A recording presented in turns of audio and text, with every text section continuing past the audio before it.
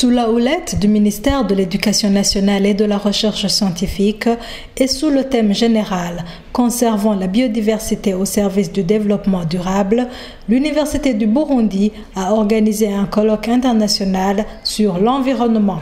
Ce colloque, qui a connu une large participation de différents horizons, s'est déroulé en date des 21 et 22 août 2024 à l'hôtel Royal Palace. Dans son mot d'accueil, le représentant du maire de la ville de Bujumbura a vivement accueilli les participants tout en leur prévenant sur l'existence de l'épidémie de la variole du singe, d'où il faut appliquer les mesures de prévention. À ce jour du 21 août 2024, j'ai un réel plaisir de vous accueillir chaleureusement dans la belle ville de Bujumbura, capitale économique de la République du Burundi, dans le cadre du colloque international sur l'environnement au Burundi 2024. Quels visiteurs venus de l'étranger se sentent chez eux dans cette ville située au bord de la Tanganyika, l'un des plus beaux et plus riches lacs du monde en biodiversité. La ville de Bujumbura est une ville qui connaît des défis liés comme toutes les villes du monde. À l'expansion démographique qui s'accompagne des menaces sur l'environnement et la biodiversité en particulier. Bujumbura est une ville avec des espaces verts et autres écosystèmes qui hébergent une biodiversité importante. Ils sont notamment menacés par la destruction de l'habitat et la pollution des rivières qui traversent la ville et qui se jettent dans leur temps. Je voudrais rappeler qu'il y a dans la sous-région et au Burundi une épidémie de variole du singe déjà déclarée par le gouvernement via le ministère de la Santé et de la lutte contre le sida. Nous vous prions d'observer les mesures barrières pour la prévention contre cette épidémie. Éviter les contacts physiques de ce saluer en se serrant la main. Et à l'endroit des étrangers aussi, ils sont concernés. Et ces mesures barrières nous concernent tous et à tout le monde. Et il faut se laver régulièrement les mains avec du savon. Il a par la suite précisé que ce colloque est une aubaine pour la mairie qui, depuis un bon moment, a déjà entrepris la protection de la biodiversité et partant de l'environnement. Ce colloque vient donc après un moment. Le thème du colloque est donc un sujet qui nous intéresse et les décisions ainsi que les recommandations qui sortiront de cette activité permettraient de relever ces défis afin d'atteindre les objectifs du développement durable en vue de Bujumbura en particulier et au Burundi en général. Ceci rend dans l'objectif d'appuyer l'exécution du plan national de développement 2018-2027 dans le cadre de la vision du Burundi pays émergent en 2040 et pays développé en 2060. La ville de Bujumbura est engagée dans sa relâche dans cette vision et pour y arriver, il appuie toute initiative en faveur de la protection de l'environnement et la conservation de la biodiversité. Ce colloque qui s'inscrit dans ce cadre est plus que la bienvenue dans notre belle ville. À son tour, le vice-recteur qui a représenté le recteur empêché a tracé l'évolution historique de l'Université du Burundi depuis sa création en 1964. L'Université du Burundi, en tant qu'institution publique, débute sous le nom de l'Université officielle de Bujumbura par la fusion de 3 établissements supérieurs existants, à savoir la faculté d'agronomie de Sumbula, la faculté des sciences de Sumbula. Et cette fusion a été opérée par l'arrêté royal numéro 001/350 du 10 janvier 1964 du Mohamed du Burundi. À la promulgation du décret numéro 100/97 du 1er septembre 1973 portant l'organisation de l'enseignement supérieur, l'Université du Burundi est fusionnée avec l'École normale supérieure, l'École normale d'administration pour donner naissance à l'Université du Burundi. Et l'Université du Burundi va progressivement s'adapter à son rôle, celui d'être Rumuri la lumière qui éclaire les Burundais. Et par le décret numéro 100/227 du 11 décembre 1989, l'Université du Burundi est fusionnée avec des institutions non universitaires, à savoir l'Institut supérieur des techniciens d'aménagement et de l'urbanisme, l'Institut supérieur d'agriculture, l'École de journalisme, l'École supérieure du commerce. Et à partir de l'année 2011-2012, l'Université du Burundi est entrée dans le système BMD. Et par le décret numéro 100/06 du 12 janvier 2015, l'Université du Burundi a ouvert une école doctorale qui répond aux normes internationales et qui accueille les doctorants de différents horizons.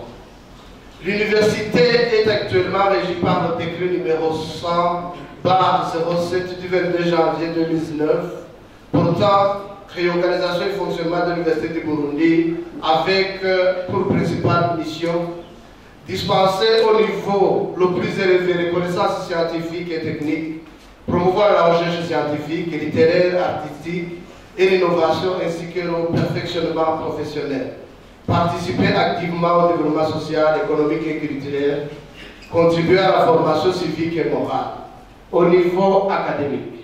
L'université est organisée en 8 facultés et instituts établis sur 8 campus, dont 4 se trouvent à Bujumbura et 8 à l'intérieur du pays. L'Université du Burundi a des campus à Gitega, la capitale politique, à Bubanza, à Buhumuza, et l'Université du Burundi organise des programmes de formation à l'environnement dans la faculté des sciences, la faculté d'agronomie et de bioingénierie, la faculté des sciences économiques et de gestion, la faculté des lettres et sciences humaines, l'ISFA, qui ont des programmes de bac ou de master avec des programmes transversaux en environnement. Et au sein des différents instituts et facultés, la recherche est organisée dans des centres et laboratoires de recherche. L'Université du Burundi dispose actuellement de ces centres et laboratoires de recherche qui accueillent les professeurs, les doctorants et les étudiants. L'université va rester à l'avant-garde pour jouer son rôle de Kaminuza Mhanuzi du gouvernement responsable et laborieux, a martelé le vice-recteur. L'Université du Burundi, institution d'enseignement supérieur public, ne peut pas rester à marge de la préservation de l'humanité à travers la conservation de la biodiversité, la protection de l'environnement. C'est dans cette optique que l'Université du Burundi organise pendant 2 jours un colloque international sur le thème Conservation de la biodiversité et développement durable au Burundi. Le choix de ce thème n'est pas un fruit du hasard au moment où l'humanité et le Burundi font face à ces derniers temps aux multiples défis liés à la dégradation de l'environnement et au changement climatique. En renseigne la montée des eaux du lac Tanganyika et les inondations. C'est pourquoi les chercheurs de divers horizons sont venus ici pour réfléchir de la manière de protéger la biodiversité et l'environnement. L'Université du Burundi devenant par conséquent la conseillère du gouvernement sur base du slogan Kaminuza Mhanuzi. Pour exploiter et développer avec brio son thème général, avec l'environnement et la biodiversité, 4 sous-thèmes sont développés. Biodiversité et changement climatique, biodiversité, nutrition, sécurité alimentaire et santé, biodiversité, exploitation des ressources naturelles et pollution. Le secrétaire permanent au ministère de l'Éducation nationale et de la recherche scientifique, en plus de rendre hommage à l'Université du Burundi pour cette louable initiative, a aussi fait un clin d'œil pour que les institutions d'enseignement supérieur jouent convenablement leur rôle par la visibilité. Pour mener à bon fin ce combat contre le changement climatique, le rôle des institutions d'enseignement supérieur est indéniable au niveau de la recherche des solutions. C'est dans cette optique que l'Université du Burundi, institution d'enseignement supérieur public, nous arrive autour de ce colloque international sous le grand thème « Conservation de la biodiversité et développement durable au Burundi ». Les thématiques en rapport avec le changement climatique, la nutrition et sécurité alimentaire, la santé, le développement économique seront développés. Et des sessions parallèles vont enrichir les présentations en plénière. Je voudrais revenir sur le vocable Camino Zampanosi, que le vice-recteur a évoqué. C'est vrai, vous êtes sur le bon chemin. Mais on a besoin que votre participation et intervention puissent porter des fruits. Avec les 17 centres de recherche que vous venez d'évoquer, il y a moyen que l'Université du Burundi puisse se retrouver dans tous les domaines de la vie de notre pays. On a besoin que lorsqu'on quitte Bujumbura pour aller dans les différentes provinces, on puisse avoir des pancartes de ces différents centres de recherche pour montrer ce que vous êtes en train de faire. Quand je vais à Muzinda, je vais voir l'Université Burundi avec la recherche dite Silori. Mais quand je vais également à Karusi, je vois également à l'agronomie. Où sont les autres centres de recherche? On a besoin de les voir sur le terrain avec des installations qui montrent réellement que vous êtes à l'œuvre. Et cela permettra à ce que les ministères sectoriels puissent réellement venir vers vous pour exploiter les résultats de vos recherches. Il n'a pas manqué de formuler certaines attentes au terme de ce colloque sur la biodiversité. On a besoin qu'à la fin de ce colloque, on dresse un rapport actualisé, mis à jour sur les menaces de la préservation de la biodiversité au Burundi et l'état d'application des textes réglementaires à la matière. Qu'on adopte des stratégies efficaces pour l'adoption et faire face aux impacts négatifs du changement climatique et les implications sur les différents secteurs socio-économiques. Qu'on élabore une base de données des éléments de la biodiversité économiquement rentable. Qu'on compile des résumés des thématiques développées afin qu'ils puissent faire objet de publication dans un numéro spécial de la conservation de la biodiversité et le développement durable au Burundi devant paraître dans la revue sur la biodiversité et l'environnement de l'Office burundais pour la protection de l'environnement. Le président du comité d'organisation et directeur du centre de recherche en sciences naturelles et environnement a partagé ses impressions sur le déroulement du colloque et émis certaines recommandations pour mener une recherche-action au service de la société. Le colloque sur l'environnement au Burundi 2024 vient de se clôturer au cours de ces 2 jours. Et pendant ces 2 jours, nous sommes réunis avec les différentes parties prenantes, en commençant par les chercheurs, ceux du secteur public qui représentent les différentes entités des ministères et ceux du secteur privé, mais aussi ceux des organisations de la société civile. Et au cours des discussions qui ont été retenues au cours de ces assises, il y a eu des recommandations et parmi les principales recommandations, on a parlé de l'utilisation des espèces autochtones dans les projets de reboisement pour qu'on utilise des espèces qui sont autochtones, ça veut dire des espèces qui sont plus adaptées aux conditions locales et donc susceptibles d'être plus résilients aux différents des aléas climatiques ou autres catastrophes naturelles qui peuvent survenir ou bien aux maladies. Et une autre recommandation parmi les plus importantes est la lutte contre la pollution au niveau des bassins versants des rivières qui sont des affluents du lac Tanganyika, parce que tout le monde est conscient que le lac Tanganyika est un lac avec une biodiversité très importante pour le pays et pour le monde entier.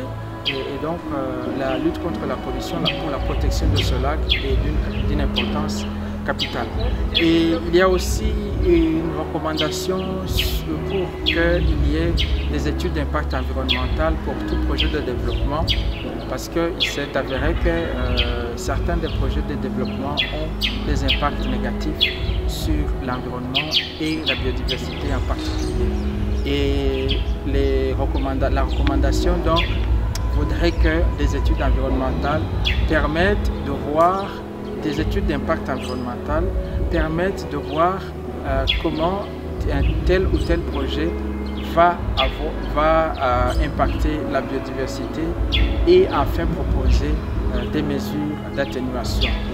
Et une autre recommandation, il s'agit du renforcement de la collaboration entre les différentes parties prenantes.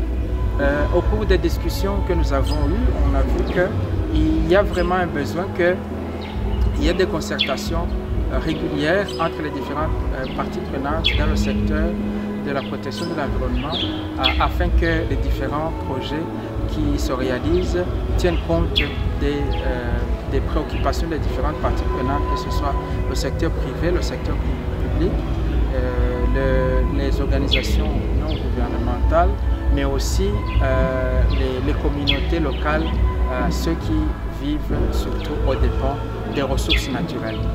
Et comme autre recommandation qui a été faite, vu l'importance de la recherche dans l'atteinte des objectifs du développement durable, il a été recommandé qu'il y ait une amélioration de l'appui de la recherche pour mener de la recherche-action pour mener des études afin d'atteindre le développement durable. Il s'est avéré que l'un des défis que les chercheurs connaissent est le manque de moyens pour bien mener leurs travaux et permettre de produire des résultats qui pourraient éclairer les différentes parties prenantes pour la réalisation des différents projets de développement. Le vice-recteur de l'université d'Abomey-Calavi du Bénin, qui a participé à ces assises, a apprécié l'organisation, le déroulement et les résultats de ce colloque. Il n'a pas manqué de partager l'expérience de son institution quant à la mobilisation des fonds et consolidation du partenariat. J'ai beaucoup apprécié la diversité des différentes thématiques qui ont été abordées au cours de ce colloque. C'est vrai que je n'ai pas parcouru toutes les salles. J'étais restée dans la salle numéro 4 où on parlait vraiment de la biodiversité et puis de la qualité des eaux. J'ai suivi les premières présentations hier et puis il faut avouer que les collègues sont sur des pistes de recherche qui sont assez intéressantes et je reconnais également la contribution massive que les participants qui sont restés dans cette salle-là ont apporté par rapport aux communications qui ont été faites. Vous savez, lorsqu'un enseignant-chercheur participe à un colloque et fait une présentation, il s'attend vraiment à ce qu'il y ait un retour assez critique, pas forcément des critiques négatives, mais des critiques constructives pour pouvoir l'accompagner ou l'aider à parfaire le travail qu'elle est en train de faire. Et je crois que cet exercice-là a été vraiment réussi dans les différentes salles. J'en ai parcouru 2, je l'avais dit, la salle 4 et la salle 2. Et je crois que je peux vous dire toute ma fierté d'être avec mes collègues ici. Et cela nous a même donné assez de pistes de réflexion pour la mise en place de sujets de recherche qui seraient des sujets co-construits par nos deux institutions. Vous savez, la recherche, pour pouvoir la mener, il faut absolument mobiliser de la ressource. Et lorsqu'on parle de ressources, on ne parle pas forcément, il n'y a pas que la ressource financière. Il y a différents types de ressources. La ressource humaine, la ressource financière, la ressource institutionnelle et autres. Et pour y arriver, nous avons 3 niveaux de mobilisation de cette ressource-là. Il y a le niveau interne, c'est-à-dire la capacité de mobilisation propre définies par l'institution. Il y a le niveau national, tout ce qui est soutien pouvant venir du gouvernement, des ONG locaux et autres. Et il y a le niveau international. Et vous savez, en suivant l'ordre que je viens de vous citer, la mobilisation va en grandissant. C'est-à-dire le pouvoir d'accompagnement va en grandissant. Ce qui veut dire que le niveau international est ce niveau-là qui nous donne plus de capacité. Et il est important que nos institutions puissent asseoir une politique d'accompagnement pour que les enseignants-chercheurs puissent développer des compétences en matière de mobilisation de ressources. Ça voudra dire quoi? Il faudrait que les enseignants-chercheurs, en plus des cours, des formations qu'ils donnent, en plus de la recherche qu'ils mènent, qu'ils essaient de pouvoir rédiger des projets qui puissent être acceptés par les bailleurs. Et pour pouvoir convaincre un bailleur, il faut bien connaître ce bailleur-là. Je proposais au cours de cette communication que c'était utile de développer un service de veille stratégique et de mobilisation de ressources au sein de l'université pour pouvoir diffuser régulièrement les différentes opportunités de mobilisation de sous qui a à travers le monde. Je veux parler des appels à projets.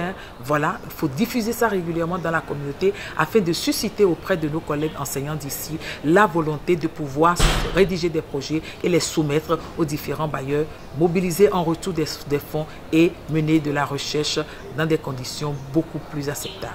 Certaines recommandations ont été formulées par les participants à ce colloque.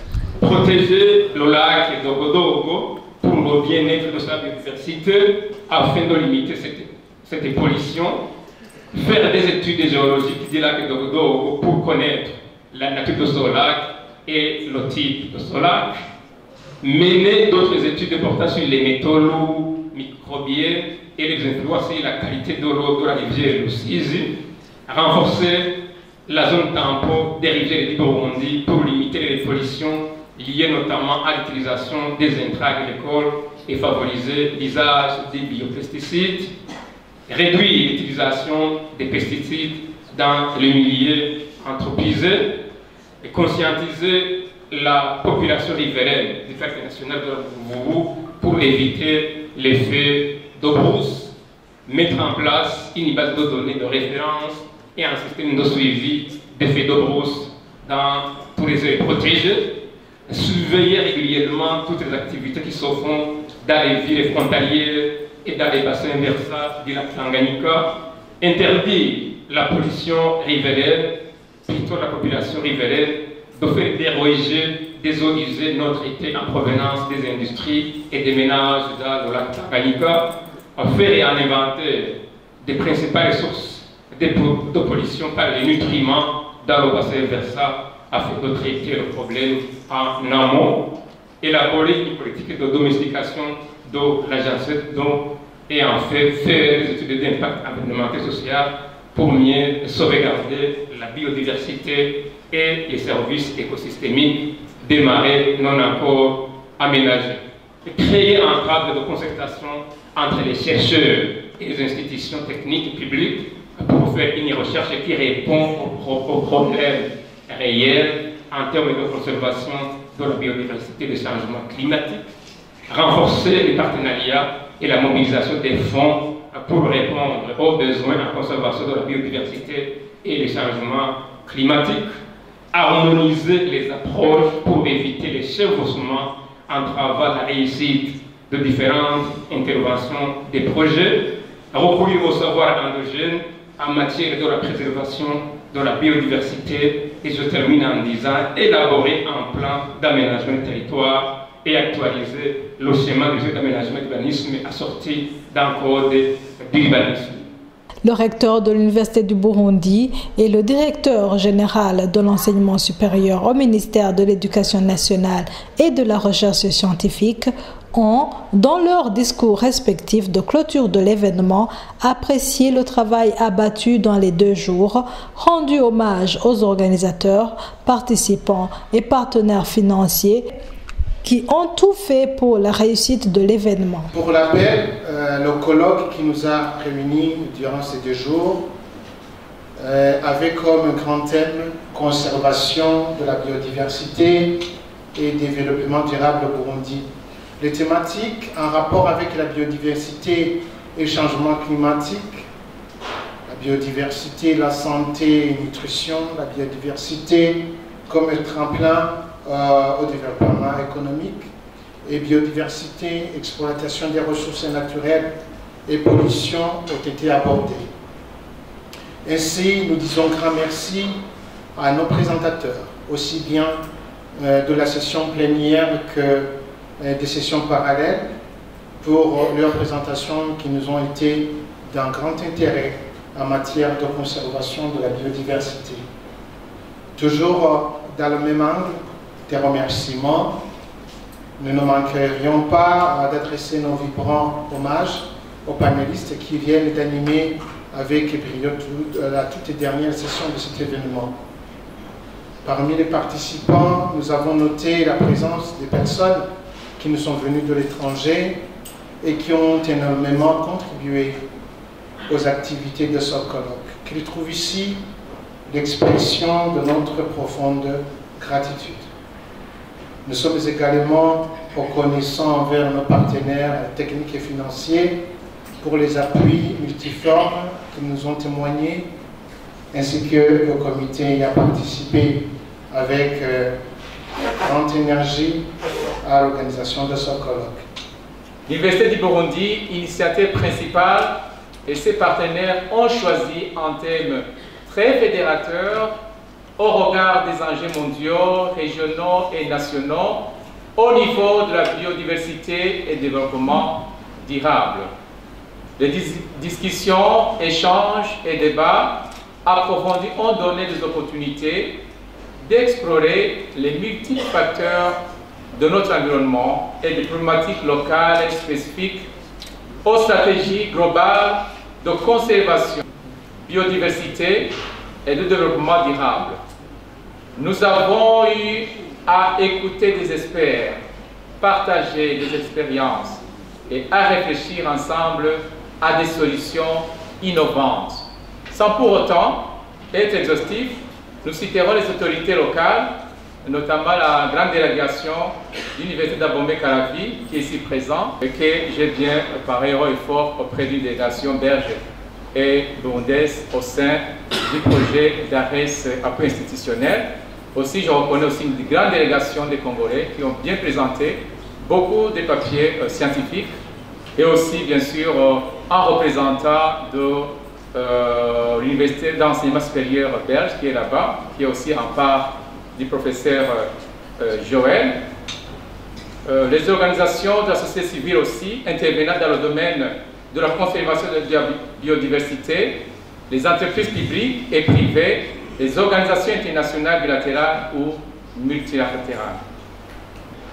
L'organisation du colloque que nous sommes en train de clôturer a vu la participation de nombreux acteurs qui méritent d'être remerciés. Parmi eux, nous citerons l'Université du Burundi à travers les centres de recherche ayant fait la conservation de la biodiversité leur centre d'intérêt ainsi que différents partenaires techniques et financiers. Nous espérons que ce colloque, qui nous a été d'un grand intérêt dans l'accomplissement de la vision Burundi, pays émergent en 2040 et pays développé en 2060, n'est pas